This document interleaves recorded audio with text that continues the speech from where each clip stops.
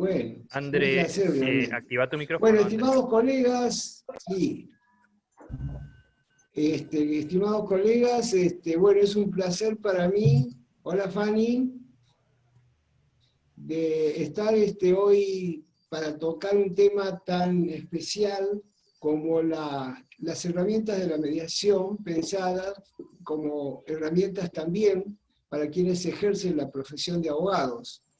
Esta idea surgió con el doctor Roberto Nieto, pero él no nos puede acompañar esta noche por una situación muy particular que le impide estar con nosotros, así que le mandamos un beso grandote de este lugar.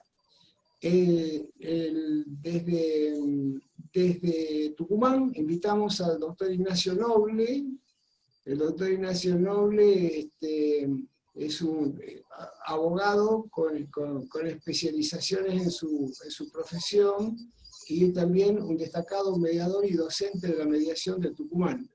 En las mismas condiciones nos acompañan la doctora Paula Eugenia Cohen de La Pampa y la doctora Andrea Maravela. Les pido en ese orden que se presenten. Ignacio, ¿qué tal? ¿Cómo estás? ¿Qué tal? ¿Cómo estás, Antonio? ¿Cómo están todos? Un placer estar acá, un placer ver muchas caras conocidas. Y bueno, la verdad que va a ser interesante poder conversar sobre lo que sería el rol y las herramientas que tienen los abogados desde la mediación, pero para el ejercicio profesional, ¿no? Así que, bueno, estoy muy contento de estar acá, así que agradezco la invitación. Bueno, bienvenido, Bueno. Ignacio. Paula. Sí, buenas noches a todos. Paula. Para mí es un placer compartir. ¿Me escuchan? ¿Me escuchan bien? Se te escucha bien, Paulita. ¿Sí? Se te escucha bien, sí. Perfecto. Buenas noches a todos. Es un placer compartir con ustedes. La verdad que es un buen momento para poder traer a la mesa las herramientas de la mediación, para trabajar también como abogados, porque no somos, todos tenemos roles distintos y nos tocan momentos diferentes, así que conversar sobre esto y de una manera interdisciplinaria siempre es bienvenido. Bien. Y mi querida Andreita, bueno, mi ¿dónde nombre anda? Acá, ¿me escuchan? Sí, totalmente bien. Bueno, hola a todos. Sí, adelante, Andrea, te escuchamos. También me adhiero a las palabras de Ignacio y de Paula. Es un placer unirme a compartir en estos momentos que estamos transitando. Creo que es de suma utilidad las herramientas de la mediación en el ejercicio de la profesión, que bueno, que por ahí podemos ir charlando de acuerdo también a las realidades que cada uno estamos viviendo, que digo que nada más oportuno en estos momentos de poder aplicar estas herramientas en el ejercicio de la profesión. Bueno, muy bien. Bienvenidos mis tres queridos panelistas. Yo voy a actuar como moderador. De vez en cuando no voy a poder con mi carácter y voy a meter la cuchara, pero ustedes ya me conocen. La idea es trabajar sobre dos pivots, que serían, uno, el abogado puede hacer uso de las herramientas de la mediación en el abordaje de los negocios jurídicos antes de llegar en el plano de la negociación, antes de llegar a juicio. Dos, ¿qué tiene que saber el abogado cuando patrocina o cuando acompaña a las partes a una mediación? Estos serían los dos lugares del abogado y la mediación que vamos a tratar de tocar. Yo voy a empezar con una pregunta dirigida a cualquiera de los tres que quiere empezar. ¿Qué diferencia hay entre la verdad jurídica y la verdad de las partes en el conflicto judicializado? No sé si quieren por orden. ¿Cómo empezamos hoy, Ignacio? Bueno, Vos ordenando así. Acabas de agarrar Dale. Sí. Dale. Ignacio, dale, vamos, Bueno, a ver. escuchamos. Es un tema interesantísimo que creo que a todos como abogados nos interpela, que es esto de cuál es la finalidad del proceso judicial. En general, todos podemos coincidir que lo que uno intenta es generar la convicción de que eso que uno dice que ocurrió realmente ocurrió, de modo tal que ese tercero que escucha las distintas versiones, crea una de esas versiones, de esa manera pueda decidir. Entonces hablamos de esta verdad jurídica que tiene que ver con la verdad probada o la verdad del expediente. Esa verdad del expediente que tiene muchos problemas, que distintas corrientes doctrinarias se encargaron un poco de debatir esto del garantismo, del activismo, hasta dónde, qué herramientas tiene el juez para poder descubrir esa verdad jurídica. Es la única que en definitiva podemos aspirar. Y en el medio, entre esa verdad jurídica, la verdad y la verdad de las partes, hay como muchas diferencias o hay muchas distancias. Nosotros como mediadores sabemos que por un lado está la realidad vivida o percibida por cada una de las partes, que es lo que hace que tengan relatos que son muchas veces incluso contrapuestos. Cada uno cree esa verdad, o al menos la mayor parte de esa verdad. Esa verdad después se va deformando, porque cuando ya comenzamos a intervenir y comenzamos a judicializarla, entonces esa verdad se tiene que acomodar a algunos moldes jurídicos. El primer gran molde jurídico en el que se tiene que asentar esa verdad es una demanda. Esa demanda ya nos obliga a parcializar esa verdad y a acentuar partes de esa verdad que de alguna forma me muestren de manera tal que el juez pueda creer que yo soy quien tiene razón y quien está diciendo esa verdad. Esto hace que el proceso, a medida que avanza, se vaya divorciando cada vez más de esa verdad original. Ustedes sabrán que nosotros como abogados, cuando tomamos un caso, la verdad es que no le damos el tiempo suficiente a esa primera entrevista. Tenemos modelos que aplican el caso de Pablo, de Juan, de Carla, vamos poniendo datos en un modelo preestablecido que en realidad lo que termina es por transformar a todos esos casos tan particulares en un mismo caso jurídico con algunas variaciones. En consecuencia, quienes conocemos el conflicto desde otro lugar, entendemos que esa verdad es inalcanzable como tal, sino que lo que uno puede llegar a alcanzar es el conocimiento de cuál ha sido la percepción que cada parte ha tenido sobre el conflicto. De esta manera, poder lograr en forma conjunta una suerte de verdad compartida. Tampoco se identifica con la verdad, pero sí se identifica con una posible verdad que las partes puedan considerar, puedan consensuar como la verdad, puedan encontrar puntos de acuerdo. Lo cual, para concluir con esta primera pregunta, yo diría que hay muchas diferencias entre la verdad jurídica y la verdad que genera ese primer conflicto que a su vez supone distintas percepciones. El problema del juicio, del proceso judicial, es que se encamina al descubrimiento de una verdad formal o de una verdad jurídica y se divorcia cada vez más de esa verdad autopercibida.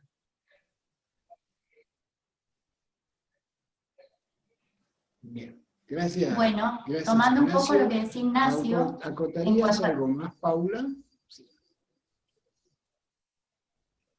Sí, lo que Paula, acotaría ¿te escucho? para compartir con Ignacio este tema de... Sí, ¿me escuchan? ¿Me escuchan? Ignacio, ¿me escuchás? Sí, te escuchamos. Andrea, ¿me escuchan? Sí, perfectamente. Sí, te escuchamos, Okay. te escuchamos bien, Paula. Okay. Te escuchamos, Para Paula, te compartir, escuchamos. para continuar con lo que decía Ahí se Ignacio, cortó. la verdad jurídica, como él bien dijo... ¿Ahí me escuchan mejor? Ahí te escuchamos bien. Perfectamente, sí. Sí. Se cortó, se escucha bien. Decía que para Bueno. compartir con Ignacio con relación a la verdad jurídica, ¿qué cosa, Sí. Paula? Bueno, el formato de lo que implica una verdad judicial, siempre lo que nos habla es de lo que tiene que ver con poder encajar en conceptos, en tiempos y en preceptos, lo que es la verdad que nos lleva un expediente hacia adelante. Cuando nosotros estamos en el rol de abogados, lo que hacemos es evaluar la narrativa de las partes para poder extraer de esa narrativa lo que nos sirva para una verdad jurídica. Y esa verdad jurídica, como bien decía Ignacio, no se condice siempre con la verdad de la narrativa de las partes. Sobre todo porque esa narrativa viene con una secuencia, está preconformada en el tiempo, y es parte de la propia epistemología de esas personas que han venido a vernos al estudio y que nos vienen a hacer una consulta. Entonces, aprender a entender y escuchar activamente algo que nos van a oír repetidas veces, la escucha activa, y aprender a desmenuzar lo que es la verdad de las partes y la verdad jurídica, es lo que nos va a permitir poder continuar con nuestros clientes, que ellos también se sientan escuchados por parte nuestra, entiendan, recepten o vean a un abogado que los recibe con una verdadera escucha, y el abogado, además de ser parte de ese nuevo sistema que se genera entre cliente y abogado, lo que después va a hacer es desmenuzar y analizar esa narrativa para poder obtener los elementos que le permitan armar una verdad, una preparación para iniciar una demanda e incluirla dentro de un proceso que permita descubrir una verdad jurídica. Bien. Gracias, Paula. ¿Agregarías algo, Andreita? Y simplemente una pequeña acotación, digo que por ahí es tanto el recorte que hace el profesional de la narrativa que le trae el cliente, que se apodera de lo que él entiende que encuadra en el objeto reclamado, y muchas veces se llega a una sentencia donde el cliente dice que tiene que ver esta sentencia con lo que yo pedía, pero digo, tiene que ver con este recorte de no escuchar y de encuadrar, como decía Ignacio y Paula, en el objeto de la demanda, sin tener en cuenta todas las otras cuestiones que plantea el cliente, ¿no? Esto de la escucha activa que deberíamos tener y poder respetar esa narrativa y no objetizar en el encuadre que hacemos. Bien. Yo, un poquito tomando lo que los tres expresan, se me ocurre pensar que en el caso, que es un problema del origen del conocimiento, de dónde surge el conocimiento para el tratamiento de los conflictos. Si el origen del conocimiento, o sea, la epistemología, se hace en el campo judicial, surge del derecho, de las ciencias jurídicas. Y si se trata de ver, entonces ahí surge la ficción de una verdad, que es la verdad jurídica, como explicaba muy bien Ignacio. Si se trata de dónde está el origen del conocimiento, cuando se tratamos del conflicto de mediación, el origen del conocimiento no está en la ciencia jurídica, sino en las partes, según la doctrina constructivista que nosotros seguimos. Entonces las partes generan una verdad, como decía Ignacio, una verdad percibida, una verdad subjetiva, pero para ellas es absolutamente objetiva, como decía vos, Andrea. Esta es la diferencia. La pregunta mía es, el abogado, la pregunta y quizás la respuesta, diría más por mi experiencia de abogado, que podemos estar en ambas epistemologías. Si recibimos al cliente con la idea de judicializar, o de hacer una negociación sencillita de regateo, de advertencia, de amenaza, de intercambio de documentos, y seguimos en la mirada confrontativa, estaremos en la epistemología de la ciencia jurídica. Resolveremos esto en las ciencias jurídicas. Si estamos también como abogados, con nuestro cliente, en una epistemología de respetar lo que ellos traen, desde sus narrativas y cuáles son sus temores, sus deseos, sus preocupaciones, sus necesidades, podemos apuntar a negociar, no en mediación, hacer una negociación directa.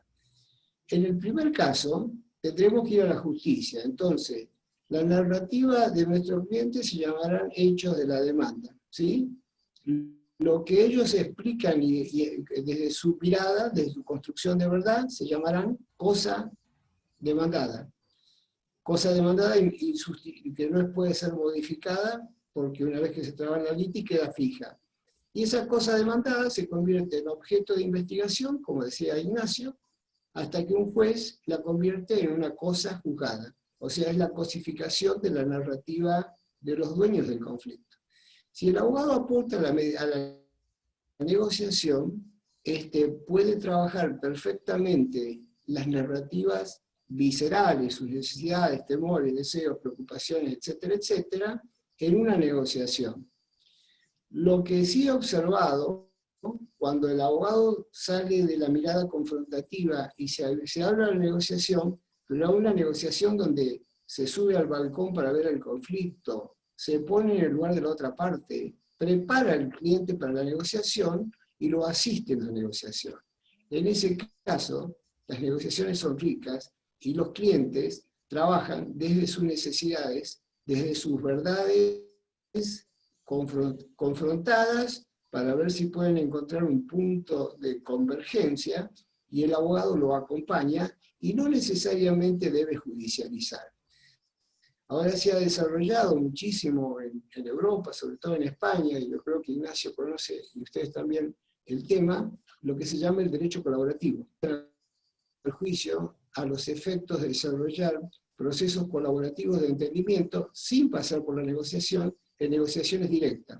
Pero esos abogados preparan al cliente, ¿no? Preparar al cliente es citarlo, por traer unos mates, sentarnos en jean en el estudio y entrar a hacer un análisis estratégico del juicio. Yo, haciendo pasantías en Boston, vi estos procesos porque allá litigar es caro, ¿sí? Y los abogados de Boston me decían que los abogados argentinos preparan la negociación en el taxi cuando están llegando a la mesa de la reunión de negociación. En cambio, ellos se toman por lo menos 1 o 2 semanas, averiguan antecedentes de la otra parte, entran en las páginas de AFIP, entran en Google, ven cuáles son los temores, deseos, preocupaciones de la otra parte, y ven cómo pueden armar la estrategia negocial. Entonces, un poco es esto, ¿no? El abogado necesariamente tiene que estar en el plano o del litigio o de una negociación básica, o puede profundizar el campo negocial. ¿No? Gran pregunta. Bueno, acá un Jorge nos dice, ¿operador del proceso judicial u operador en conflicto? Jorge, yo creo que el operador del proceso judicial, si el abogado, puede ser operador en conflicto, depende de qué privilegie, si quiere negociar o quiere litigar. La pregunta sería, ¿todos los casos son para litigar? Bueno, va la segunda pregunta, que está por acá. ¿Y qué es esto? Yo creo que de alguna manera fue contestada. ¿Qué escucha el abogado de la narrativa de sus clientes para organizar los hechos de la demanda? Creo que Andrea y Paula dijeron claramente que es como un recorte para que tenga andamiento en el derecho invocado y en el plexo probatorio. Pero es un recorte que está muy alejado de la narrativa del cliente. ¿Qué espacio de tiempo otorgan los abogados a preparar al cliente para una reunión? ¿Qué piensan ustedes?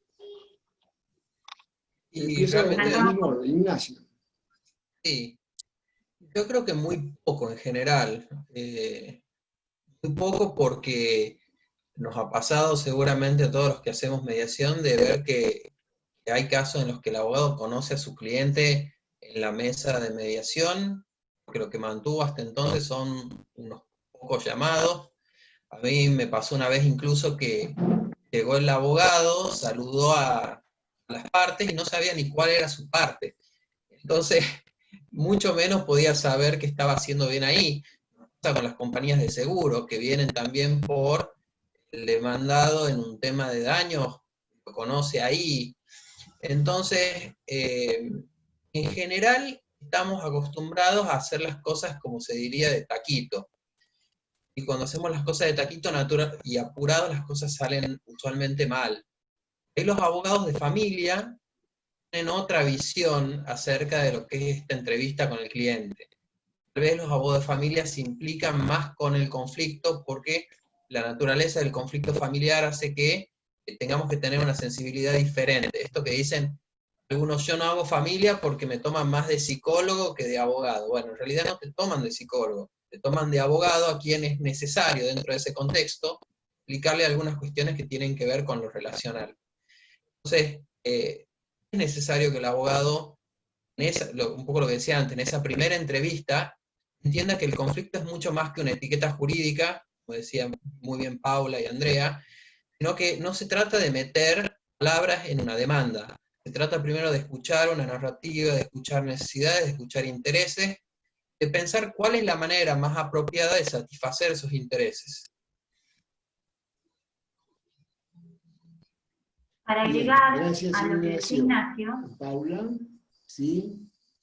sí, para continuar lo que decía Ignacio, que comparto 100%, yo lo que observo es que cada vez se trata de tener menos contacto con la gente en los estudios.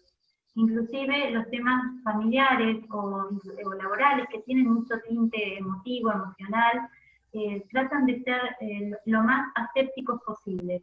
Cuanto menos me reúno, menos cosas me dice el cliente y voy más preparado porque el rol del abogado es absolutamente intervencionista y tiene un rol protagónico. Entonces trata de usar la verdad jurídica para llevarla adelante. Y no le importa tanto ya la verdad de las partes, la narrativa, porque pasa a ser inclusive una carga propia. Se va a ver muchísimo que en los cursos de mediación o de formación de mediación o la cantidad de mediadores que hay, siempre hay como una predominancia femenina en el tema. No sé bien cuál es la causa ni la razón, pero sí parece que esto se viera de esta forma. Coincido con esto de que los abogados, yo soy especialista en derecho de familia y justamente lo que me dedico es mucho a estos temas. Y lo que entendí a través del tiempo, además, a través del conocimiento y de compartir con mis clientes, es que la primera entrevista donde uno tiene el conocimiento del otro y la recepción de toda la historia que viene a nuestros estudios, también va a hacer que si nosotros usamos esas herramientas, podamos continuar con esos clientes a través del tiempo. Las herramientas de la mediación lo que nos dan es una percepción completamente distinta de la persona que se sienta en nuestros estudios. Yo puedo decir, no creo ser la misma abogada antes de ser mediadora a cómo ser mediadora. Me permitió una visión, el uso de herramientas y poder contener a los clientes que más allá de que vengan por una cuestión de un cheque, vienen emocionalmente afectados, porque básicamente todos nosotros somos seres sociales emocionales. Así que es difícil que nos escapemos de esto. Bien, gracias Paula. Andrea. Sí, por ahí para agregar lo importante en relación a lo que estabas diciendo, Antonio, del derecho colaborativo para abogados, porque, digo, se observa, digamos, al momento sea de una mediación o de un litigio, ¿no? Es totalmente distinta la mirada de quien está formada en herramientas de mediación y quien va con una cuestión, digamos, con un espíritu colaborativo al momento que el que no, el que está preparado.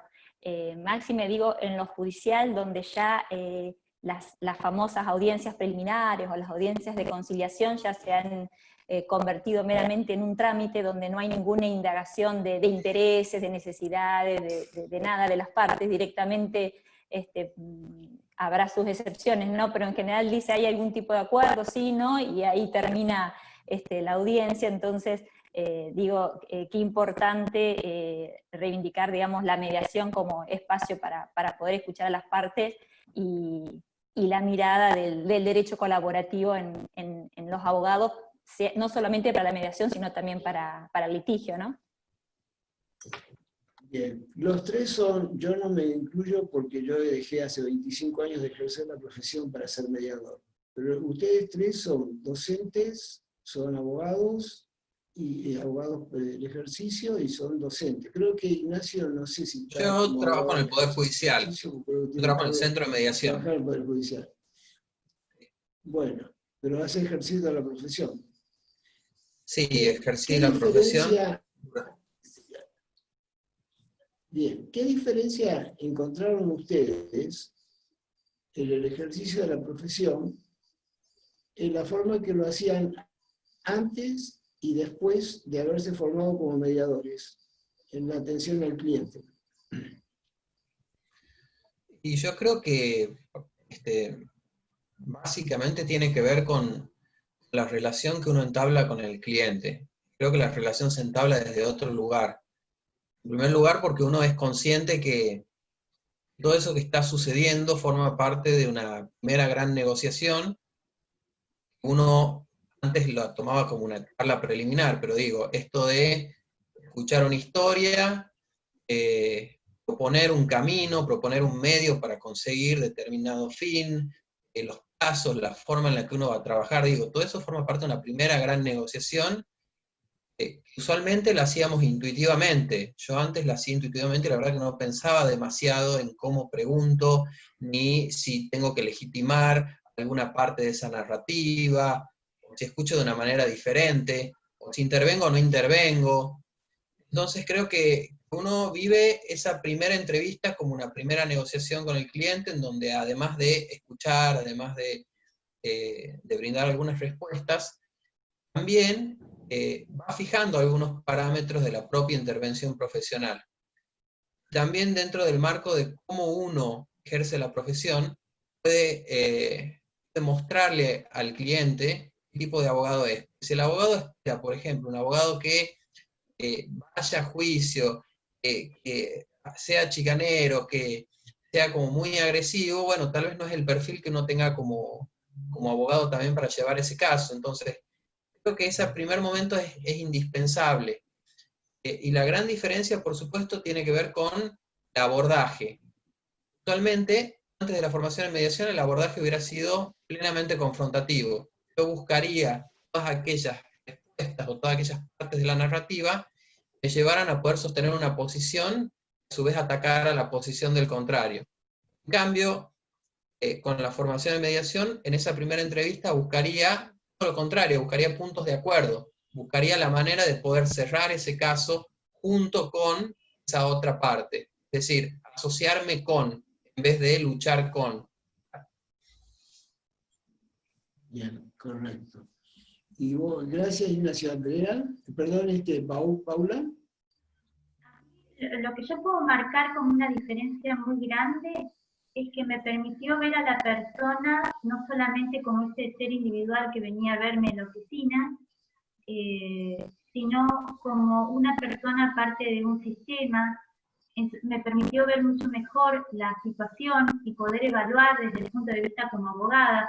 Supongamos, hago civil y familia, como les decía hace un ratito, me permite evaluar mucho mejor al tener el conocimiento de la persona y cómo se relaciona, cómo vive, cómo es su sistema, cómo es el grupo sistémico que vive alrededor de él, las cosas que me cuenta y los terceros significantes importantes que son para esa persona, me permitieron a mí obtener muchísimas más herramientas para poder armar una demanda, porque entendí bien quiénes iban a ser los testigos que más me iban a asistir, porque me permitió preguntarle al cliente de una manera completamente diferente, en donde mis preguntas no eran del abogado inquisidor que está haciendo un interrogatorio, sino que hacía preguntas basadas en una hipótesis que imaginaba, pero no marcaba como algo predeterminado, como sí me pasaba antes. Entonces las respuestas de mi cliente eran muchísimo más abiertas y me brindaban mucha más información. Porque no nos olvidemos que hay una especie como de efecto delantal blanco, como les pasa a los pacientes cuando van a ver los médicos, que a veces elevan la presión arterial, ¿sí? Con el abogado también pasa un poco esto. ¿Qué le voy a decir? ¿Qué le tengo que contar? Y uno está mucho más sensible y mucho más empático y recibe a su cliente de una manera muchísimo más, les podría decir, abarcativa desde un punto de vista no solo de la perspectiva de quien está ahí sentado, sino de quiénes son los que no están sentados pero tienen una influencia en todo lo que me va a contar. Seguramente les debe haber pasado en sus estudios esto de, bueno, pero lo voy a hablar con mi mujer, bueno, pero voy a ver, inclusive por una cuestión laboral, ¿no? ¿Cómo lo van a resolver? Y ahí también te permite invitar a alguien más a la oficina para que esa persona se sienta acompañado y pueda desarrollar la narrativa mucho mejor. El cambio del abogado digamos, como si fuese una línea de tiempo, premediación, postmediación, lo que te permite es, en definitiva, obtener mucha más info para armar una demanda mucho más eficiente y llevar adelante un proceso de una manera muchísimo más efectiva. Perfecto. Gracias, Paula. Andrea. Fundamental el uso de todas las herramientas de la mediación. Me iba apuntando mientras hablaban para no repetir: la escucha, la paciencia, ver la interacción de las personas, que a veces el conflicto es digamos, multiparte, la empatía, poder observar la relatividad de la realidad, ¿no? ¿Qué es la realidad? Digamos, por ahí desde el punto de vista del abogado uno se apropia de la narrativa de las partes y la objetiza y va hacia el final, desentendiéndose a veces con un poder de las partes, y bueno, acá el protagonismo es de las partes, salir de la ecuación de ganar-perder para ir a una ecuación de ganar-ganar, ver el conflicto, el mapa del conflicto, como dicen, no es el territorio, ver la comunicación no solamente digital sino analógica, ver al cliente también en su integridad. Cuando digo en su integridad, no es lo mismo cuando uno le viene a una persona con un divorcio a los 30 años que a los 50, no es lo mismo cuando lo vienen con un reclamo, o sea, hay toda una serie de situaciones que uno le permite ver el todo, ¿no? del sistema para poder analizar y con esta franqueza poder hablarle al cliente. Y por supuesto, cuando uno se apropia y abraza, digamos, la mediación, antes del litigio siempre intenta una negociación. Es muy interesante porque a mí me suena, más allá de la abogacía, me suena en todas las profesiones, salir de la soberbia profesional del médico, del ingeniero, del arquitecto, del abogado, y convertir al cliente, paciente o asistido en persona. ¿Sí? Hay una pregunta que hace Paula Fernández del Colegio de Abogados de Mendoza. Sí, nosotros como abogados tenemos una formación dura, lingüística, así también nuestra reputación. ¿Cómo tomamos un rol más colaborativo y que el cliente crea que lo estamos defendiendo igual? ¿Cómo podemos ser colaborativos y que el cliente crea que lo estamos defendiendo igual? Imagino que Paula se refiere a que en la fantasía digamos, la fantasía social está que el abogado tiene que ser un abogado aguerrido, un abogado peleador, y un abogado colaborativo sería como una incongruencia. Entonces, ¿cómo hacemos para que el cliente nos crea igual? ¿Qué decís, Ignacio? Y yo creo que en principio todo parte de la formación, de la educación. ¿Cómo nos preparamos en la universidad? En la universidad preparamos profesionales para que salgan a picarse los ojos cuando se reciban. Entonces, esta visión que tenemos nosotros como profesionales es la visión que va a tener la gente y la expectativa que va a tener la gente sobre nosotros. O sea, esta reputación, esto duro que dice Paula. Nosotros, por ejemplo, en la universidad, yo estoy justamente en la parte de la práctica profesional, nosotros trabajamos igualitariamente sobre 4 aspectos de la abogacía que no nos parece ninguno más relevante que el otro. Por un lado, lo que es el abogar, o sea, el defender, el litigar. Por otro lado, lo que tiene que ver con el aconsejar, la asesoría. Por otro lado, que es la tramitación, pero fundamentalmente también esto que es la negociación. 4 partes que integran un todo profesional. Entonces, cuando uno se encuentra del otro lado a otro abogado que ha recibido esa formación, es difícil que uno tenga que demostrarle al cliente que uno debe defenderlo agresivamente, porque de forma colaborativa con el otro profesional comienza a darle los resultados que el cliente está esperando, y a un menor costo emocional, de tiempo. El problema está cuando del otro lado tenemos a alguien que es muy agresivo, que tiene esta forma de imponerse, y que nuestra forma suave puede dar a entender al cliente que nosotros no lo estamos defendiendo. Creo que con ese tipo de profesionales con quienes nosotros tenemos que utilizar distintos tipos de herramientas que nos permiten ser blandos en algunos momentos, pero en otros momentos también podemos tomar herramientas de la negociación distributiva, podemos tomar criterios objetivos y podemos, digamos, mostrar desde otro lugar, no sea solamente desde la herramienta blanda, nosotros estamos defendiendo el interés del cliente. Bien. Gracias, Ignacio. Andrea, perdón, Paula. Bueno, yo pienso que tiene mucho que ver con la relación que uno plantea con su propio cliente. Y sí, es cierto, hay muchos clientes que esperan un abogado aguerrido que vaya hacia adelante. Y bueno, probablemente tengamos que, digamos, ser ese abogado aguerrido que vaya hacia adelante, lo que no implica tener igual herramientas colaborativas. Muchas veces hay gente que viene a nuestros estudios, obviamente les debe haber pasado a todos ustedes, y lo que pretende es justamente convivir con el conflicto, o tratar de llevar el conflicto adelante, y no buscar una solución. Eso también pasa. Digamos, no todos vienen para que ser representados y conseguir un acuerdo. Algunos vienen para lastimar a la otra parte, eso también puede pasar. Eso va a depender mucho de la relación que generemos nosotros con nuestro propio cliente, y de cómo trabajemos con ese propio cliente. Hace 2 días, en un acuerdo laboral, mi clienta me decía que quería pagarle en cuentagotas el acuerdo, porque de esa manera era como una mini venganza para ella, que le pagaba de a poquito. Uno tiene que trabajar, lo que te permite las herramientas de la mediación es trabajar con ese cliente de una manera eficiente, que te permita que en algún momento esa persona por sí misma, a través de sus preguntas, pueda haber una opción distinta de cómo llegar a ese acuerdo. El abogado aguerrido es como nos preparan en la facultad. En la facultad todavía sigue preparándonos sin pensar en inteligencia artificial, o la gran mayoría de nuestras facultades no nos preparan en esto, no nos preparan en herramientas tecnológicas, y fíjense cómo nos estamos comunicando hoy en día. Lo cierto es que las técnicas educativas han quedado un poco atrasadas en el tiempo en cuanto a esos temas. Uno como abogado y como un generador de conversaciones que trata de ser, siempre, aunque te toque un abogado de esos durísimos, difíciles, inclusive mal contestadores enfrente, no debe haber nada más disruptivo para esta gente que una persona que les hable bien, que quiera colaborar, que les pregunte cuál es su idea. Yo les aseguro que le rompen la estructura a la que están acostumbrados a manejar, que es que se les plante enfrente un señor o una señora con las mismas características. De repente viene alguien y le dice, ¿y qué reflexión te merece eso? ¿Cómo lo llevamos adelante? ¿Cómo te parece vos?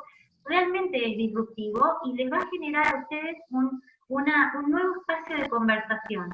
Hay gente que lo va a lograr y otras que no. Acá lo que tenemos que entender es que no hay más formatos. No hay más un preestablecido. Y no nos va a llegar nunca un mismo cliente con un mismo interés o una misma búsqueda. Y no vamos a tener enfrente abogados preconformados y preestablecidos. Y cada vez nos vamos a manejar más con colegas que vengan de una formación. Yo estudié en la UBA, a mí en la UBA tuve una materia que era optativa, gracias a Dios lo opté, la elegí, que era mediación familiar. Pero es optativa. Esto es lo que nos marca la pauta del camino todavía que nos queda por andar. Por eso todos ustedes que están acá, que estamos compartiendo, están abriendo puertas súper importantes que le van a permitir cada vez crecer más en la profesión. Gracias, Paula.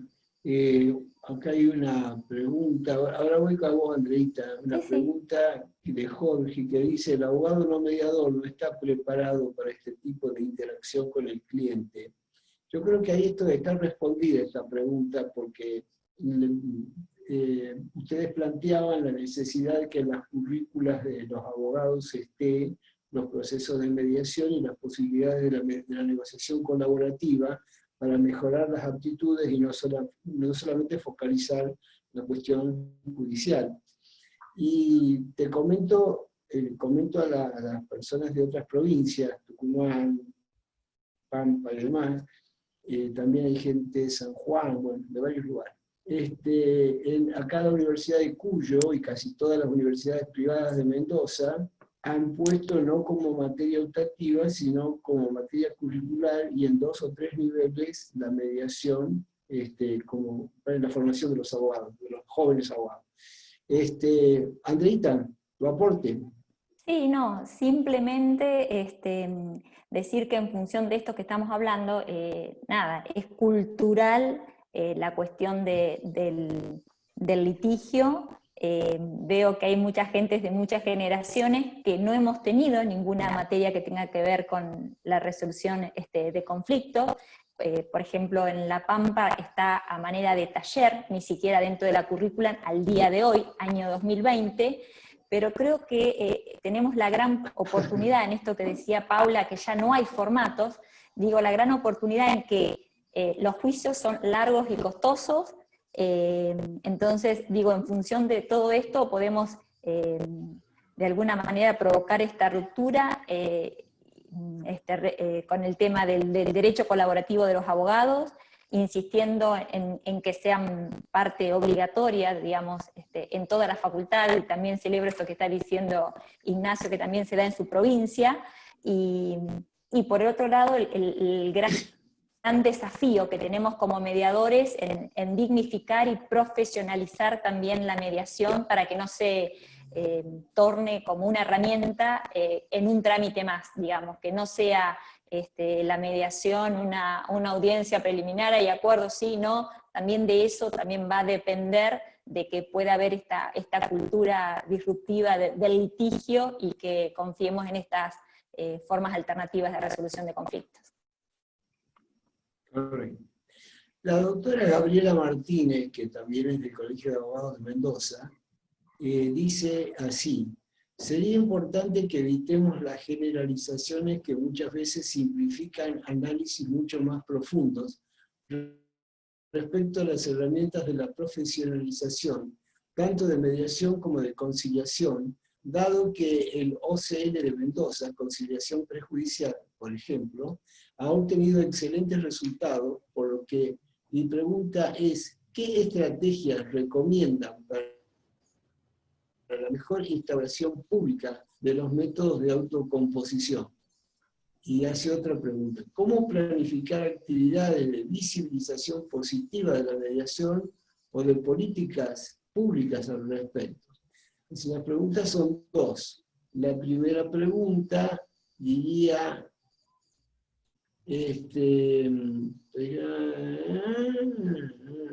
¿qué estrategias recomiendan para la mejor instauración pública de los métodos de autocomposición? Es una pregunta bastante general, ¿no? Y no sé si alguno la quiere contestar. Yo creo ¿La que... entendieron? Sí. Sí. Sí. Adelante, Ignacio. Te escuchamos. Bueno, a mí me parece que en realidad las dos preguntas tienen mucho que ver, porque para la instauración o para la implementación de la mediación es necesaria una política pública que esté lo suficientemente trabajada y que tenga el suficiente apoyo para que esto pueda ser replicado en distintas instancias. Una política pública es una acción del Estado para modificar una situación actual que considera disvaliosa. En este caso podríamos pensar que hay que ver cuál es el diagnóstico que se hace para la implementación de la política pública. Si yo creo que la situación disvaliosa es la congestión de los tribunales, entonces frente a ese diagnóstico yo lo que voy a tratar de lograr es de sacarle causas a los tribunales de cualquier manera. En cambio, dentro de esa política pública, lo que yo quiero conseguir es que la gente tenga una vía más apropiada para la resolución pacífica de sus conflictos. Entonces, el modo en el que yo voy a implementar esa política pública va a ser muy diferente. Los recursos, los resultados que yo voy a esperar van a ser muy diferentes. Entonces yo creo que en esto lo importante es que el programa de mediación que se diseña, que se implementa, tiene que ser coherente, tiene que estar realizado a partir de un estudio sobre el contexto en el cual tiene lugar, de modo tal de verificar cuáles son los obstáculos, cuáles son las resistencias, cuáles son las necesidades, viene de alguna forma a resolver o a satisfacer esta metodología dentro, en este caso, del sistema de justicia. Yo agregaría, Ignacio, con el asesoramiento de expertos en mediación, no con el asesoramiento de políticos o de personas que no conocen la mediación, porque esto después le viene y atrogenia a través de la aplicación, ¿no?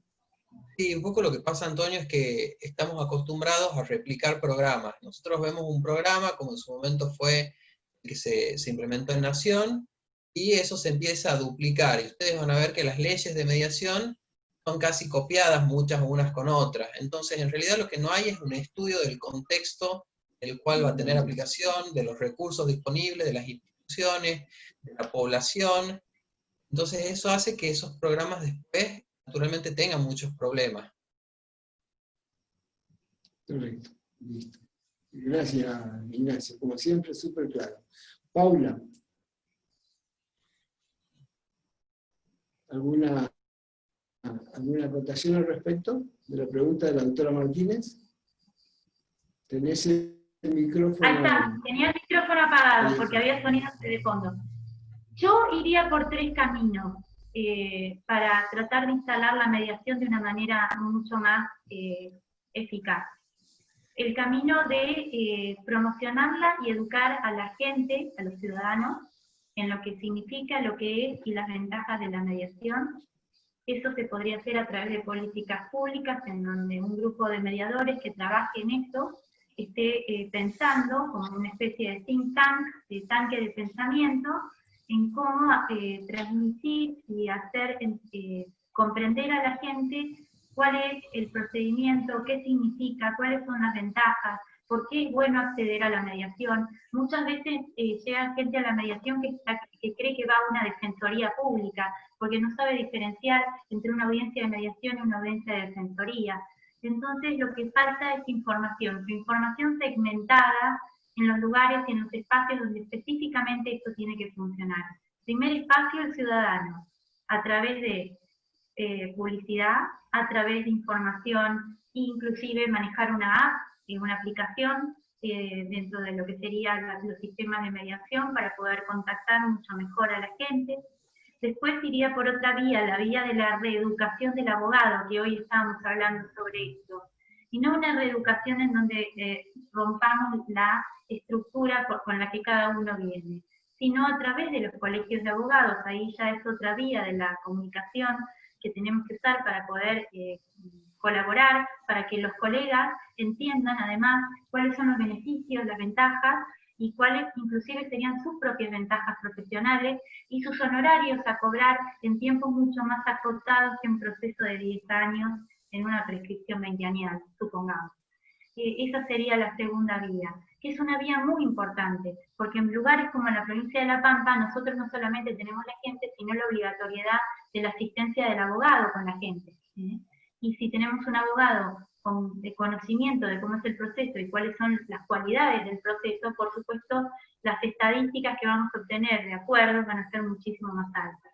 Y por otro, la tercera vía, por otro lado, iría por el Estado, para que el Estado tenga, que es el rol más importante, el conocimiento, la idea y el objetivo de que los métodos alternativos de conflicto son mucho más económicos, más rápidos y más eficientes. Sabemos que la Comunidad Europea hizo un estudio en el 2008 que lo que trató de hacer fue evaluar por qué, si bien había leyes de mediación en casi todos los países de la Comunidad Europea, no tenían estadísticas en donde se mostrasen un gran uso o una gran eficiencia de la mediación. Se pusieron a investigar sobre esto y evaluaron que faltaba esto que les estoy diciendo, conversar con los abogados, que los abogados también vean la beta económica de esto, porque nosotros no somos contrarios a los honorarios del abogado, que muchas veces pasa esto y hay que hablarlo y hay que plantearlo. Y lo que ellos vieron que había un 90% de mejora en la reducción del tiempo y un 60% de ahorro en los costos de un proceso, lo cual es enorme. Inclusive tuvieron una experiencia buenísima en Italia durante menos de 2 años, porque después la bajaron, en donde la mediación había crecido exponencialmente y la gente le elegía con absoluta conformidad. Pero si somos nosotros nada más los que estamos en un grupo específico, interdisciplinario si queremos, pero si somos los únicos que estamos hablando sobre esto, no va a servir. Lo que tenemos que pensar es en cómo difundir, y difundir en cuanto a estrategias pensadas, como dijo Antonio recién, a través de grupos de mediadores especializados en el tema que puedan asesorar en poder generar un conocimiento diferente de lo que es la mediación al día de hoy. Sí, si me permitís, Paula, no puedo con mi espíritu mediador, voy a hacer una pequeña reformulación. En vez de reeducar al abogado, yo diría ampliar sus competencias, darle mayor capacidad negocial y un cambio epistemológico en la mirada. ¿Te gusta? Me encantó, mucho más poético. Bueno, perfecto. Andrea, tu aporte. Simplemente también me parece, compartiendo totalmente el tema de la política pública, comparto también el tema de la uniformidad y el copio y pego de las distintas legislaciones en mediación. Esto ha hecho que la geografía de cada lugar muchas veces imposibilite el acceso a justicia en provincias como La Pampa, donde hay distancias importantes de un lugar al otro, solo tenemos en 3 o 4 jurisdicciones solamente las oficinas de mediación, con lo cual no es una verdadera acceso a justicia. Por otro lado, la materia mediable también debería ser revisada por las legislaciones. Por ejemplo, en lo laboral, en la provincia de La Pampa no es mediable, y no debe haber materia donde mejor pueda ser el tema de la conciliación. Ni siquiera en relaciones laborales hay gente con conocimientos en métodos alternativos de resolución de conflicto. La escucha del niño en mediación creo que también es un tema pendiente, y por otro lado me parece que el tema de la política pública también debería incluir por ahí el seguimiento de los casos de mediación, ¿no? Como para que no queden solamente en una estadística de acuerdos y no acuerdos, sino que también puedan ser revisados y con cierto seguimiento para que se pueda ver, digamos, en el tiempo también la sustentabilidad del acuerdo que se arribó en mediación. Y bueno, por ahí no sé si lo dije, pero reitero el tema de que debería ser interdisciplinario en cuanto, sobre todo en materia de familia, lo importante que es tener un coequipo, alguien dentro del sistema, como tenemos nosotros que es judicial, con conocimientos en la parte como para poder incorporar, por ejemplo, la escucha del niño, que creo que es una materia pendiente a tantos años de toda la legislación internacional, nacional, provincial y demás. Es más, en la ley de mediación de La Pampa, que es de avanzada, que copia en cierta manera la de Córdoba, hasta expresamente establece la escucha del niño, y sin embargo, bueno, hace varios años que venimos mediando y sigue siendo todavía materia pendiente, y el niño sigue sin ser escuchado, aún en una edad donde se establecen derechos, pero en los hechos no se materializa.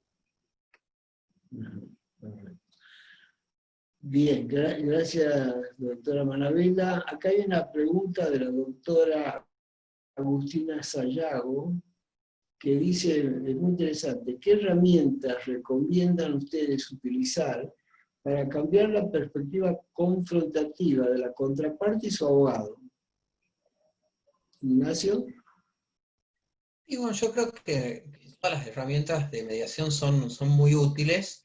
Lo que hay que saber es qué herramienta conviene utilizar en relación a qué caso y qué profesional. Porque es muy difícil estandarizar y decir, esta herramienta la uso siempre. En realidad depende un poco de quién es el que tenemos, no digo al frente, al lado, digamos, como para ser más coherentes. Yo, por ejemplo, a mí me funciona mucho la pregunta. Cuando veo a que alguien está muy cerrado en alguna posición, yo utilizo por ahí las preguntas estratégicas.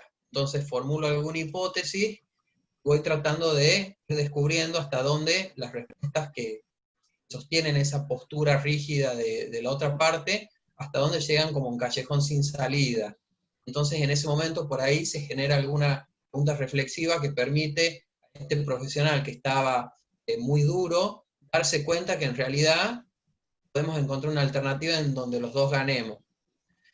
Básicamente, cuando digo los dos ganemos, me refiero a que los dos clientes ganen, ¿no?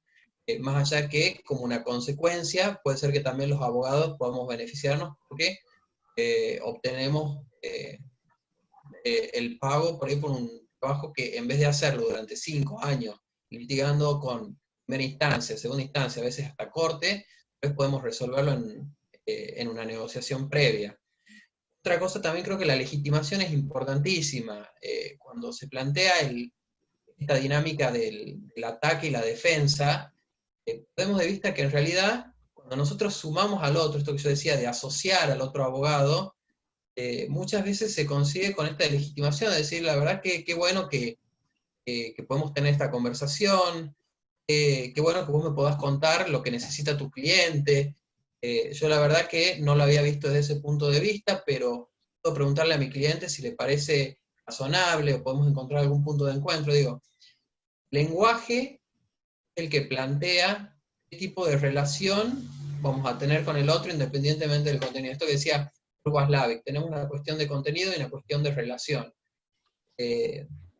Depende de qué manera utilicemos esas herramientas para que nosotros podamos plantear una relación que no esté desde lo confrontativo, sino que la podamos plantear desde un primer momento, desde la colaboración. Así que la comunicación no violenta creo que es importante aplicarla para lograr estos objetivos. Bien. Muchas gracias, Ignacio. Paula. Sí, yo coincido 100% con lo que dijo Ignacio. Creo que, digamos, no podemos dar una fórmula tipo receta de cuáles son las mejores herramientas, siempre tienen mucho que ver con la cuestión relacional y con quién tenemos sentado en nuestra mesa de negociación o de mediación, o el colega que tenemos sentado en esta negociación. Lo cierto es que hay algo que a mí me funciona mucho y te lo paso si sirve. Coincido con el tema de la legitimación, porque hay colegas que no están acostumbrados a que otro colega los legitime, los entienda y los escuche, inclusive sostenga alguna argumentación por parte de esa persona, de ese colega. Y algo muy, muy importante que es de la escuela de Harvard, que es duro con el problema, suave con las personas. Entonces, al tratar esto de esta manera, externalizando el problema, que el problema sea una entidad separada de lo que son las personas, también sirve para generar una buena relación con el colega que está negociando con nosotros o en una mesa de mediación. Entonces, principalmente, si querés algunas en particular, legitimación, externalización, separar el problema de las personas sería, y por supuesto lo que es legitimar, ¿no? Legitimar, y algo clave que les dije que lo vamos a usar muchísimo, que es la escucha activa. La escucha activa nos permite inclusive tomar de la narrativa del propio colega alguna metáfora que él haya utilizado, alguna palabra que él haya identificado como algo en particular que quizás hacen a la propia conformación de ese colega, y usarla como parte de nuestro propio lenguaje. Eso va a generar en la mente de nuestro colega que él entienda que de alguna manera estamos coordinando la conversación y cómo nos vamos llevando con esto adelante. Por eso es tan importante, me parece, generar esto que tiene que ver con, básicamente, saber entender al otro, tenerlo sentado enfrente, al costado, al lado, en una mesa en conjunto, pero nunca dejar de pensar en el otro como una persona, un ser conformado con muchos años de experiencia, quizás nos toquen colegas que tienen además un renombre determinado, y esto siempre debe ser evaluado por nosotros y tomado muy en cuenta. Gracias, Paula. Andreita. Bueno, cortito porque me parece que había más preguntas, pero lo que por ahí me resulta mucho, por ahí hacerle entender aún al colega más confrontativo, digamos, que por ahí el protagonismo que tienen las partes, ¿no? En el tema a resolver, y que el conflicto también es de las partes. Entonces, si logramos legitimar al colega, pero que pueda entender que el conflicto y el protagonismo es de las partes, poder de esta manera empoderarlas a las partes y que puedan, que empiecen a fluir, digamos, y que entonces puedan comenzar a ellos mismos ser protagonistas del conflicto y poder simplemente ayudarlos con las herramientas de la mediación a que ellos mismos puedan encontrar una solución al conflicto, digamos, ¿no? Sea a través de las sesiones privadas, de la manera que podamos, que las partes puedan empoderarse y asumir el protagonismo.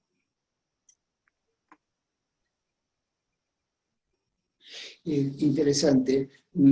Yo, lo que estoy pudiendo escuchar, corríjame si me equivoco, es dos niveles de conversación. La conversación entre los abogados y la conversación entre los clientes con sus abogados. La conversación de los abogados puede modificarse a través de las herramientas y puede bajar el nivel retórico y el lenguaje críptico jurídico a un nivel más negociador, si se aplican herramientas de la mediación. Lo que le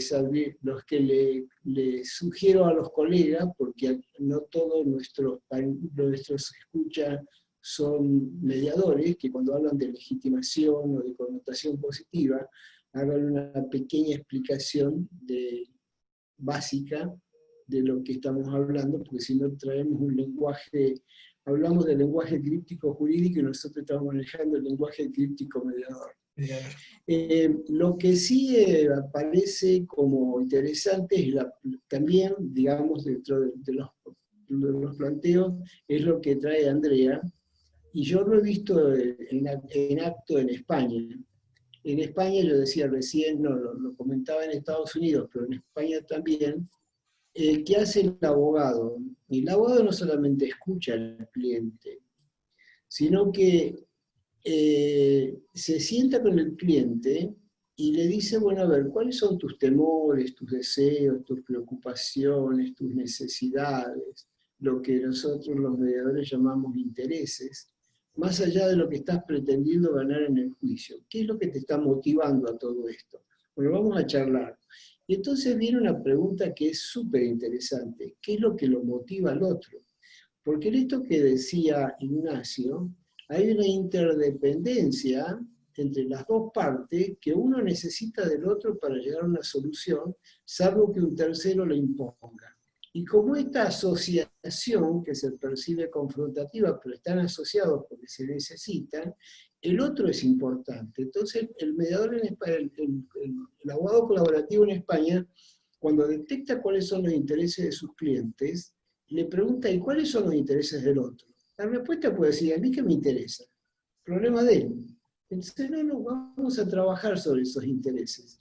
Cuando empezamos a trabajar sobre los intereses de otra parte, ¿cuáles son también sus temores, deseos, preocupaciones, necesidades, proyectos, situaciones que los llevan a plantear el litigio? Encuentran muchas veces que hay intereses comunes, ambas partes coinciden, u otros que son diferentes, pero pero satisfacerlo no pone en juego la sustancia del conflicto. Y cuando el cliente se da cuenta de esto, comienza a hacer un equipo con el abogado, y no es el abogado y el cliente, es el equipo de resolución de conflicto cliente-abogado. Cuando van a ver a la otra parte, me tocó estar y fue muy gracioso, el cliente estaba muy empoderado, tenía un montón, habían generado opciones, o sea, ideas tentativas de posibles soluciones. Entonces, cuando nos sentamos a negociar, había un abogado muy retórico, con mucha formación jurídica, con muchos posgrados y demás, que miraba el conflicto desde el litigio. Entonces, no sé para qué es esta reunión, nosotros ya tenemos resuelto el planteo de la demanda, tenemos todo listo, no. Pero bueno, en función del pedido del colega, nos reunimos con los clientes, así que yo he molestado a mi cliente para que esté presente. Bueno, entonces, como ya estaba preparado el abogado con su cliente, ya el cliente estaba dispuesto a hacer una pregunta clave que captara la atención de la contraparte, más allá que el abogado no supiera de qué estaban hablando, porque habíamos profundizado en los aspectos de la historia de ambos y en los intereses que podían tener ambos. Entonces decía, fulano, ¿me permite, doctor? Quiero hacerte una pregunta directa. ¿Te das cuenta que nosotros tenemos un interés común en esto, esto y esto? Y sorprendía. Entonces sí, ciertamente no me había dado cuenta. Y comienzan a hablar las partes. El abogado de la parte contraria, de la contraparte, estaba azorado, porque él no esperaba que el cliente hablara. Y empezaron a conversar ellos, las partes, o nuestros clientes, o los clientes, digamos, que estaban ahí, yo era un observador, empezaron a conversar y se notaba la incomodidad del abogado de la contraparte, porque esto era una escena que no estaba dentro del repertorio de escenas que él entendía como abogado. El abogado colaborativo sonreía, trataba de legitimar al otro abogado, y el otro abogado no podía ir más allá de lo que su cliente estaba haciendo, que era conversar animadamente con la contraparte, porque había puntos de solución. Y ahí aparecían las opciones. Yo estuve pensando la posibilidad de tal cosa y tal otra, y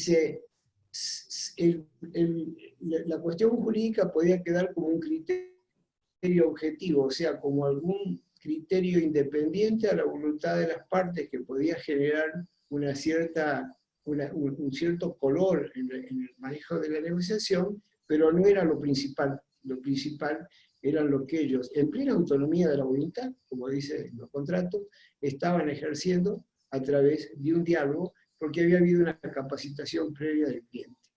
Esta herramienta para mí es fundamental. Bueno, a ver, dice Javier, un problema a trabajar sería la retribución al abogado por el trabajo colaborativo en la negociación, ya que el tiempo no medible ab initio le implica distraer mucho de sus tareas profesionales. Me sale la respuesta, pero no vamos a seguir el orden. Ignacio. Y yo creo que por ahí no está como muy medido esto, porque tenemos una tendencia a pensar en el juicio como un monto grande, prometedor, y que forme parte este caso de un montón de otros casos que yo también tengo que tramitar, hace que yo no me dé cuenta qué energía le estoy poniendo a este caso en particular.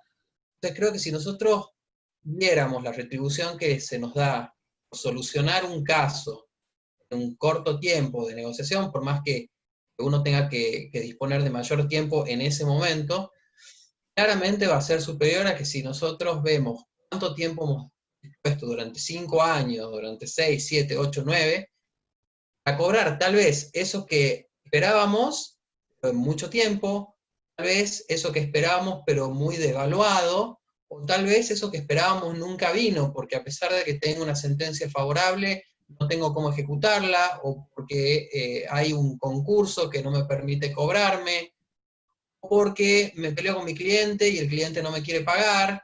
Entonces digo, esas promesas de grandes juicios y de grandes valores hacen que nosotros perdamos de vista la cantidad de taxis que pagamos, la cantidad de hojas que utilizamos, la cantidad de tinta que necesitamos para imprimir, la cantidad de bonos de movilidad que ponemos para notificar. Bueno, todos esos costos que se van diluyendo y de los que no somos tan conscientes, que en realidad hacen que seguramente la retribución por la negociación previa sea mucho mayor.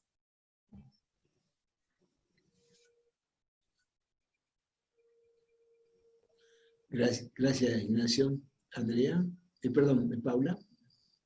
Bueno, yo creo que es una conversación que claramente nos debemos todos los colegas, tanto mediadores o mediadores y abogados, y mediadores / abogados, nos debemos realmente la conversación y la coordinación. Somos todos parte del mismo sistema, somos todos parte del mismo proceso. Las leyes, inclusive, como decía antes, Ignacio, esto del copy-paste, también han hecho que hemos copiado errores y los hemos replicado en el tiempo. Y algunos de los errores que se han replicado en el tiempo es no contemplar al abogado, a sus honorarios, a su tiempo, a su espacio y a su importancia, porque sin que los abogados iniciemos e inicien los procesos judiciales, difícilmente nosotros podamos tener mediación.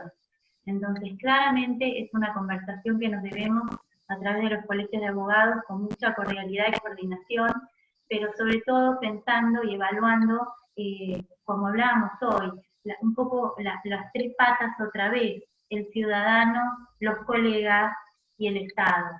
La política de Estado tiene que estar presente, no nos olvidemos que somos parte del Poder Judicial, y si tenemos una asistencia y una coordinación con parte del Poder Judicial, también nosotros vamos a poder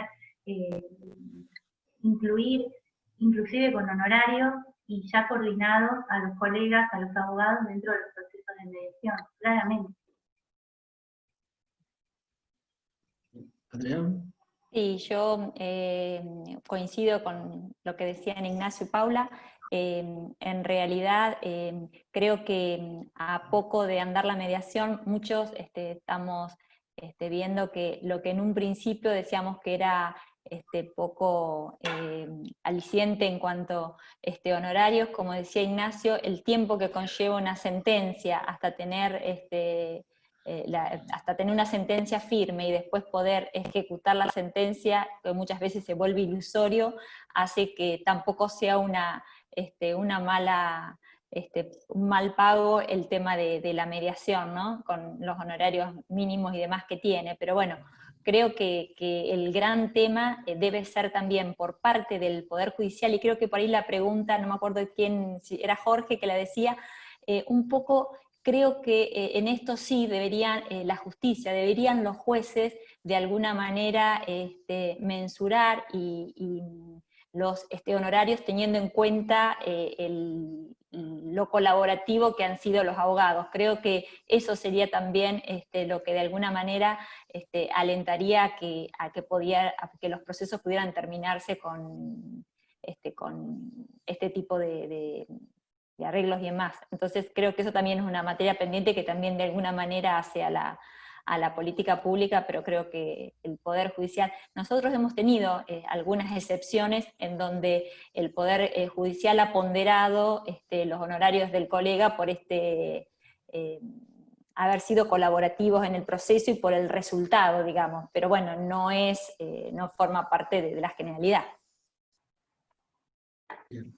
Bueno, en esto sumo alguna cosita, porque sí, en Tucumán hay jurisprudencia que a los fines de valorar el monto de los honorarios de los abogados dentro del proceso, hace una descripción de las distintas tareas que hace el abogado en un proceso de mediación o durante el propio juicio, incluso en otras sentencias que fijan el daño punitivo, evalúan la conducta del proveedor durante las distintas fases del proceso, y entre ellas menciona también las instancias de mediación. Así que creo que hay algunas menciones que son interesantes. Bueno, la otra pregunta es, ¿cómo ven ustedes, desde el punto de vista simbólico, el poder que se le otorga a un abogado con poder, o un abogado apoderado? ¿Qué implicancia le ven desde lo simbólico en el ejercicio del rol del abogado? ¿El poder o el ser apoderado? No sé si se entiende la pregunta. Sí, yo creo que, bueno, está relacionado con algo de lo que vinimos hablando, que es el protagonismo de las partes en el conflicto trabajado con los métodos autocompositivos respecto de aquellos métodos adversariales heterocompositivos, en donde ese conflicto le es expropiada a la parte. Entonces el poder es una más de esos elementos que muestran cómo la gente es, a la vez que apodera a otro, queda desapoderada de su posibilidad de atender o gestionar ese conflicto.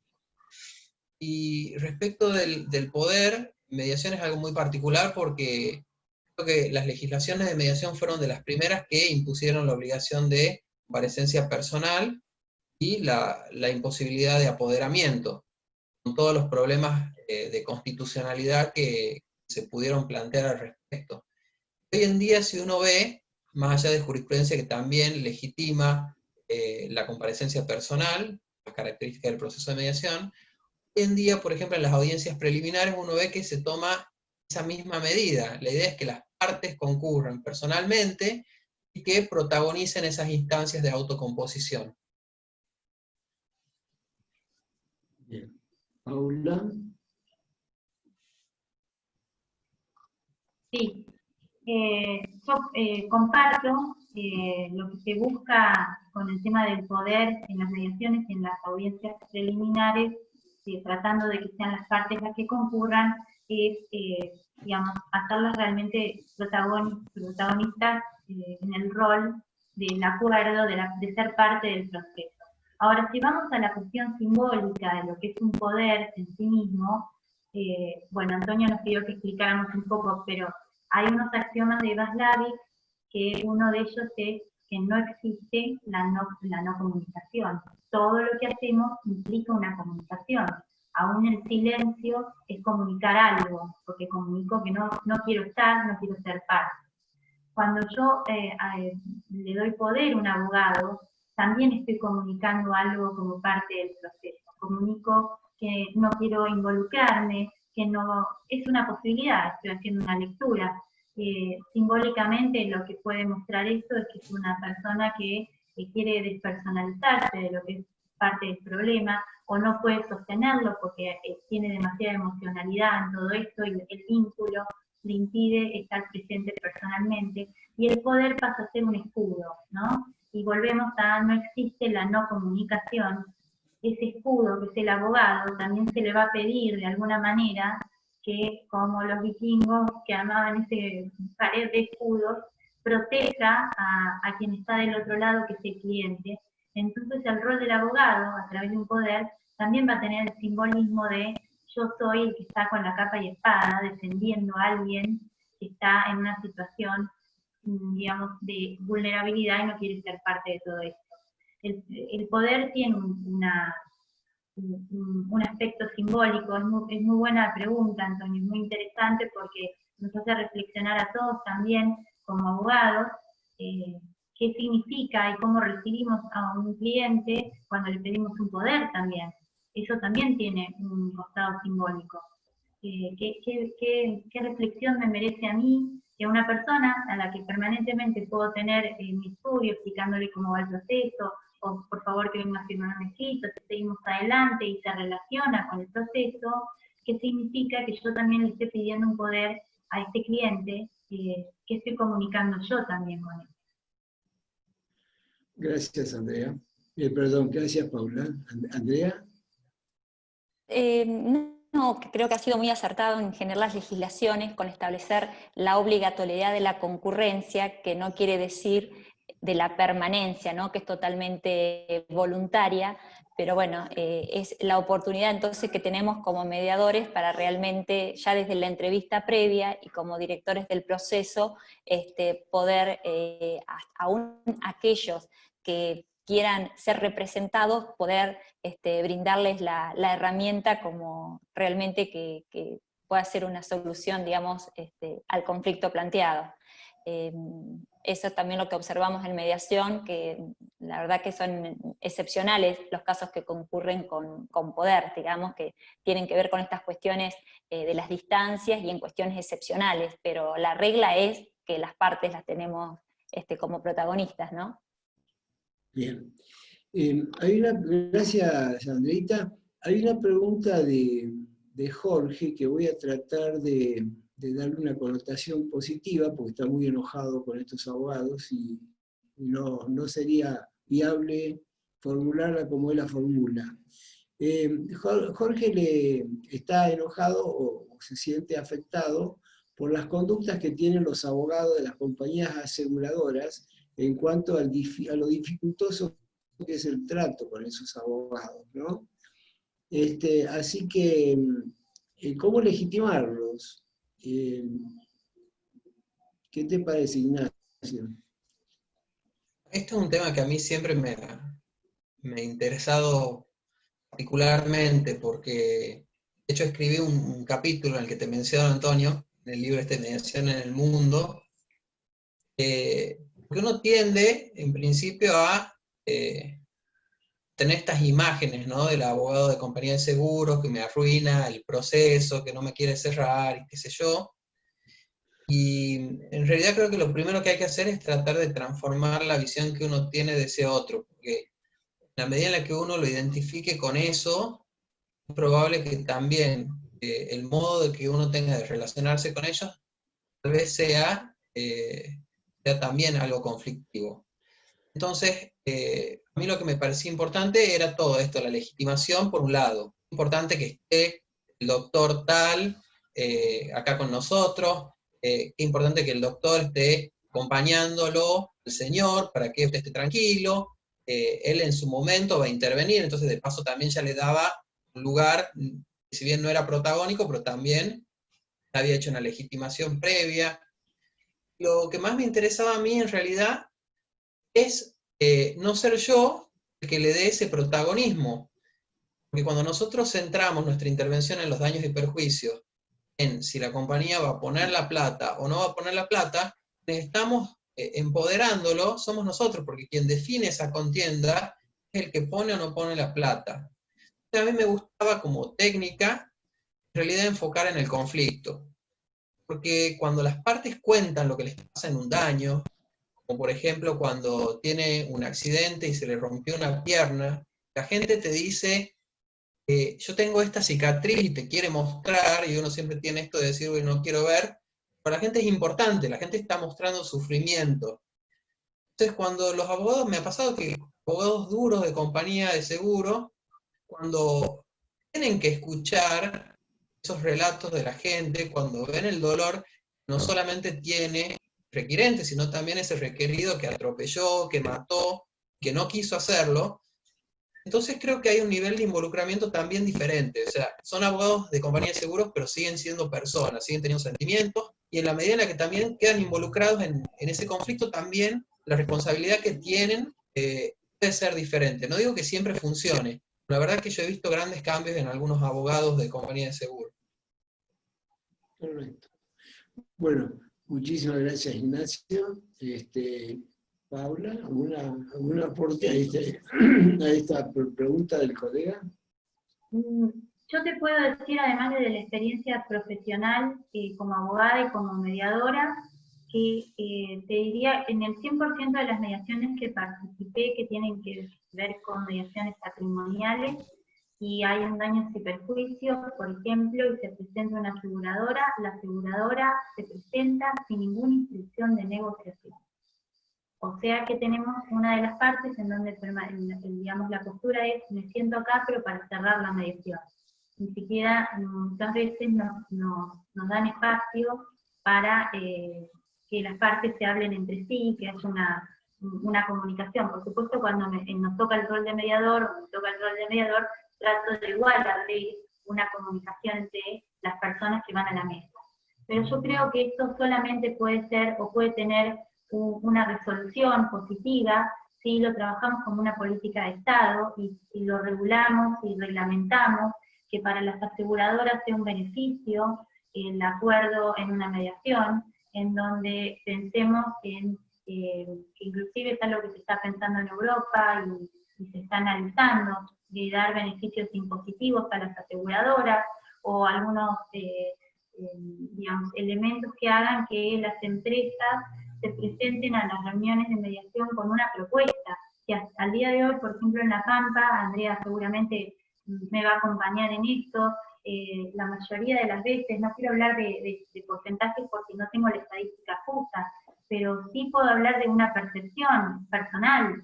No he estado nunca en una audiencia de mediación patrimonial en donde la aseguradora haya hecho un ofrecimiento y haya querido, porque directamente van sin órdenes de su empresa.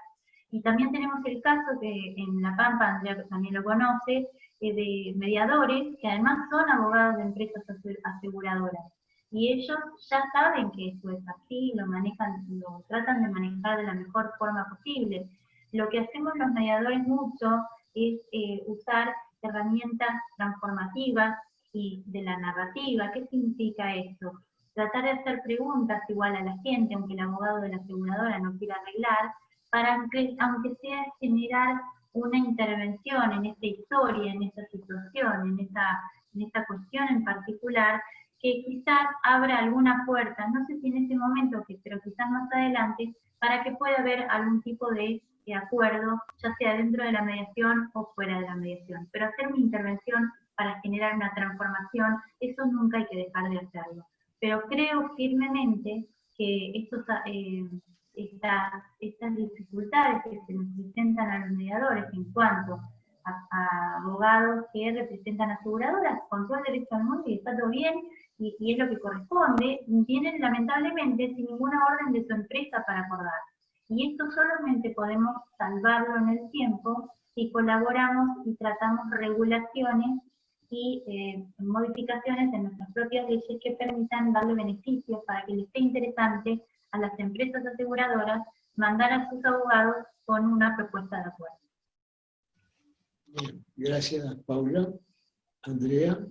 Simplemente agregar que tal es así que las compañías van sin instrucciones, que por lo menos en La Pampa se ha planteado la obligatoriedad o no de la mediación prejudicial patrimonial en temas de compañías de seguro, porque como simplemente van a cerrar, como que no le ven el sentido a la herramienta, así que también es un debate que ha generado también como una grieta entre abogados y mediadores al respecto, pero bueno, creo que nosotros no tenemos que perder de vista de que la herramienta es importante y aprovechar este espacio de la mediación prejudicial obligatoria, que aún sigue siendo en estos temas patrimoniales con compañías de seguro, para intentar acercar a las partes que a lo mejor por primera vez después del hecho, por ejemplo, un accidente de tránsito recién se encuentran, que puedan explicar, que puedan escucharse la mecánica del accidente, los rubros reclamados, el porqué,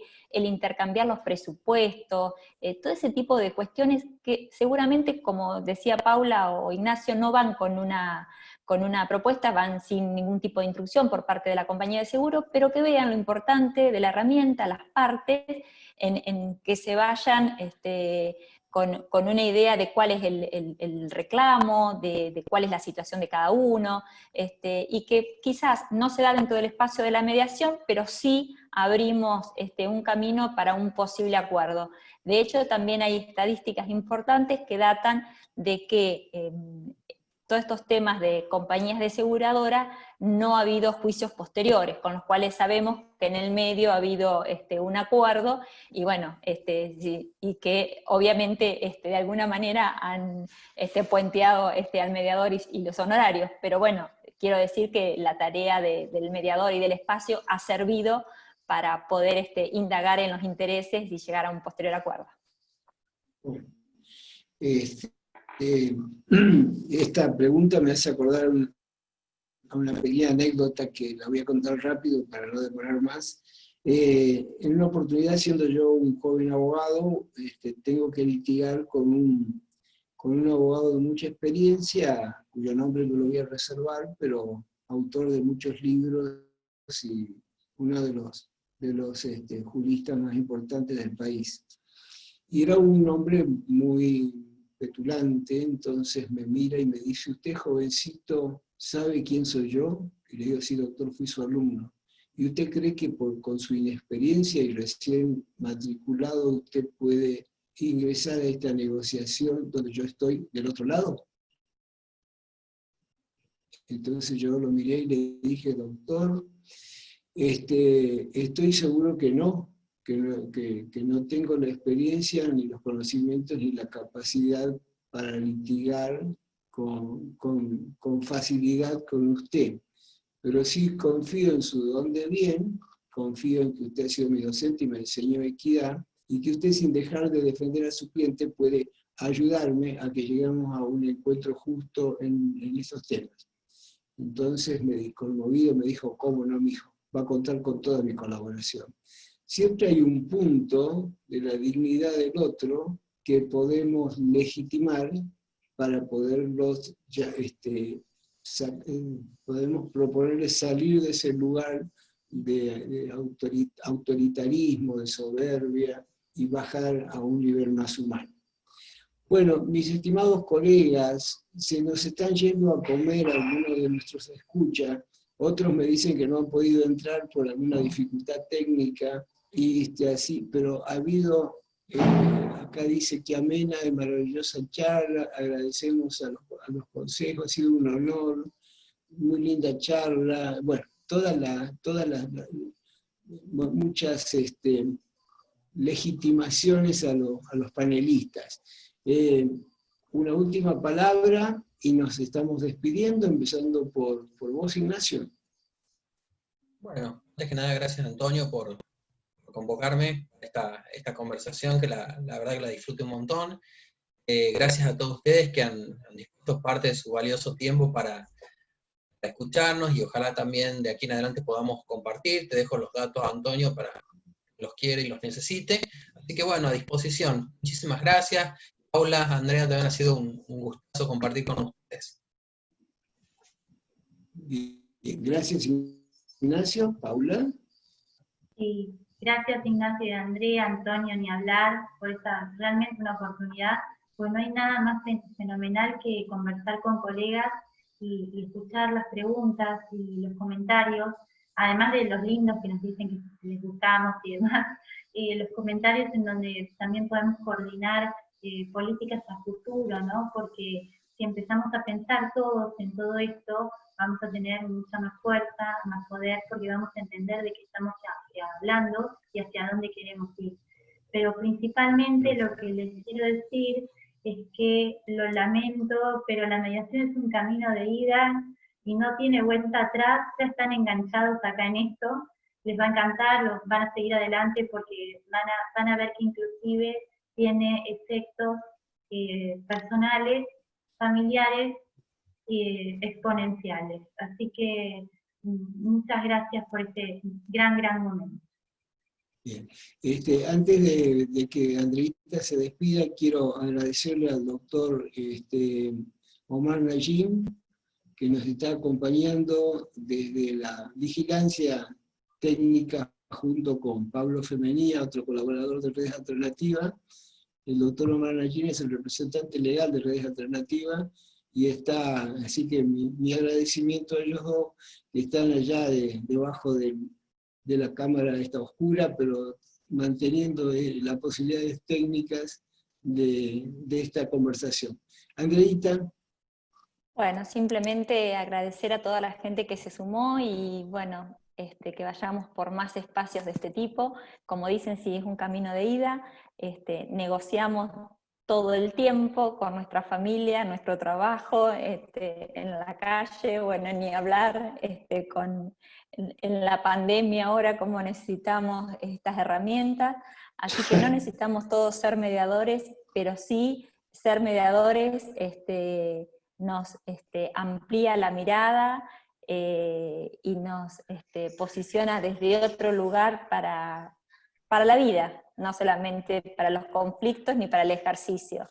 Así que, nada, a seguir en este camino que no tiene vuelta realmente. Así que, bueno, muchísimas gracias.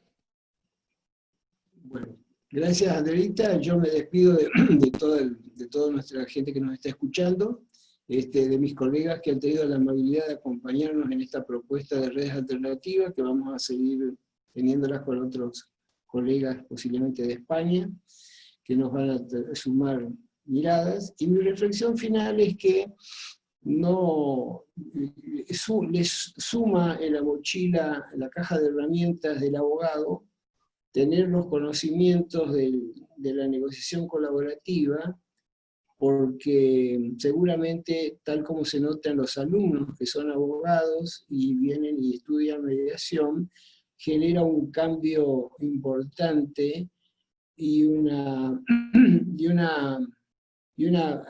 perspectiva interesante para trabajar el conflicto jurídico mano a mano con el cliente desde otra perspectiva, disculpando la redundancia. Un gran abrazo a todos, gracias a las personas que nos están acompañando, a los colegas que todavía permanecen en línea, y vamos a estar nuevamente desarrollando en 2 semanas otra propuesta como esta. Gracias a todos, estamos en contacto. Gracias Andrea, gracias Ignacio, gracias Paula por el tiempo y por los valiosos aportes que nos han hecho, y gracias desde redes y desde mí personalmente. Nos estamos viendo. Hasta luego. Adiós. Chao, Antonio. Chao. Hasta luego.